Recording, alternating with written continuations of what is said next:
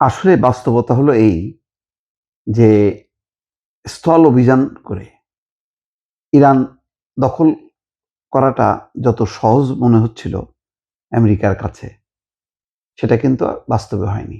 মনে আছে, ১ সপ্তাহ আগে মধ্যপ্রাচ্যে ১০,০০০ সৈন্য জোগাড় করে।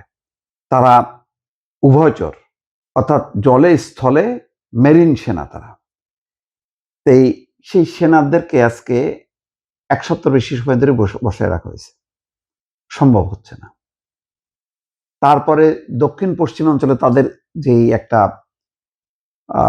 যুদ্ধ বিমান ইরানি ক্ষেপণাস্ত্র আঘাতে বিধ্বস্ত হলো, তারপরে সেই পাইলটকে উদ্ধার করতে যে তাদের কি পরিমাণ, $১,০০০ কোটি উপরে তাদের খরচ, এবং সেখানে ডজন ডজন তাদের হেলিকপ্টার পাঠাইতে হলো। কাদায় আটকে গেল বলে ২টা অথবা ৩টা যুদ্ধ বিমান ধ্বংস করতে হলো তাদেরকে, তা নাহলে আরো ১০০ সেনার জীবন যাইত।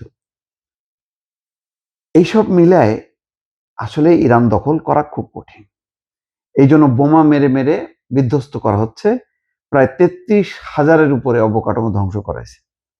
গতকালকে ইসরায়েলের প্রধানমন্ত্রী বলছে ৯টা সেতু ধ্বংস করা হয়েছে, আরো হয়তো করা হবে আজকে রাতের মধ্যে। বাস্তবতাটা কি? বাস্তবতাটা খুব কঠিন।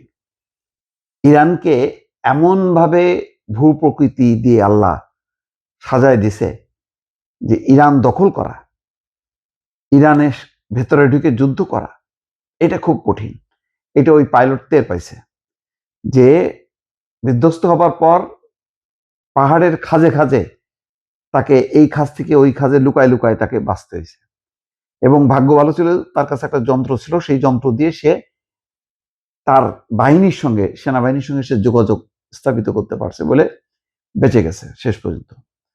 এখানে একটা রিপোর্ট আসছে, ২টি পর্বতমালা, মানে একটা পর্বত না, পর্বতমালা মানে পাহাড়ের পর পাহাড়, ২টি মরুভূমি, ২টি সাগর, ইরানের ভৌগোলিক বাস্তবতা সবচেয়ে বড় অস্ত্র। দেখেন, এক হরমুজ প্রণালী টাইট দিয়ে পুরো বিশ্বকে কাবু করে দিছে। স্থলপথে যদি যুদ্ধ হয়, আর মরুভূমি এবং পাহাড় অঞ্চলে যে যদি ইরানের সেনাবাহিনী তারা দক্ষ, তারা জানে এই সমস্ত পাহাড় পর্বত, তারপরে সমুদ্র কোথায় কি আছে, এবং মরুভূমি সব মুখস্থ। এইসব জায়গাগুলো নিশ্চয়ই ব্যবহার হচ্ছে খুব গোপনে, এবং ফাইনালি যদি তারা ঢুকেও পড়ে, তাহলে এইসব দুর্গম জায়গায় যে ইরানি সেনাবাহিনীর সাথে যুদ্ধ করা, এটা খুবই কঠিন। এটা বছরকে বছর যুদ্ধ করতে হবে, এবং এটা মানে কত লক্ষ কোটি টাকা ব্যয় হবে তার কোনো শেষ নেই। তো বলা হচ্ছে যে সম্ভাব্য মার্কিন স্থল অভিযানের প্রেক্ষাপটে ইরানের ভৌগোলিক অবস্থানই দেশটির সবচেয়ে বড় প্রতিরক্ষা শক্তি। মানে এই ভৌগোলিক প্রাকৃতিক অবস্থানটাই এমন যে এটাই হচ্ছে ইরানের রক্ষা কবচ। ২ পর্বতমালা, ২ বিস্তীর্ণ মরুভূমি এবং উত্তর দক্ষিণে গুরুত্বপূর্ণ সমুদ্রপথ, এই সব মিলিয়ে ইরানের সামরিক অভিযান অত্যন্ত জটিল এবং ব্যয়বহুল হতে পারে। এই কারণে কিন্তু আমেরিকা প্রথমে ওই ১০,০০০ বাহিনী নামায় ভয় দিচ্ছে, কাজে হচ্ছে না। হরমুজ প্রণালী তারা মানে মুক্ত করতে পারতেছে না। সেখানে এই মরুভূমি, এই পর্বতমালা, এখানে কিভাবে এগুলো অতিক্রম করে যুদ্ধ করবে আমেরিকা? যুক্তরাষ্ট্রের সাউথ ফ্লোরিডা বিশ্ববিদ্যালয়ের গ্লোবাল অ্যান্ড ন্যাশনাল সিকিউরিটি ইনস্টিটিউটের গবেষক আরমান মাহমুদিয়ান বলেন, ইতিহাসে দেখা যায় স্থল আক্রমণ শুরু হলে তা নিয়ন্ত্রণ করা খুব কঠিন হয়ে যায়। ইরানি বিশেষজ্ঞদের মতে স্থল যুদ্ধ শুরু হলে ৩টি প্রধান সম্ভাব্য দৃশ্যপট দেখা দিতে পারে: উপসাগর ও হরমুজ প্রণালীর দ্বীপ দখল, ইরানের দক্ষিণ উপকূলে আক্রমণ, অথবা পশ্চিমাঞ্চলে কুর্দি অধ্যুষিত এলাকা দিয়ে আগ্রাসন। এর প্রতিটি ক্ষেত্রেই রয়েছে গুরুতর ঝুঁকি এবং জটিলতা।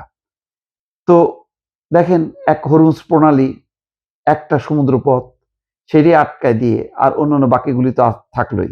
তো সব মিলায় মানে ইরানকে এটা বোধহয় আল্লাহ প্রদত্ত কিনা জানি না, যে ইরানকে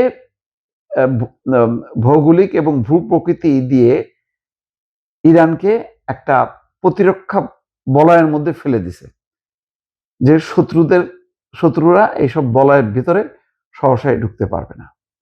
এটা একটা আন্তর্জাতিক বিশ্লেষণ এবং গবেষণা আদর্শ।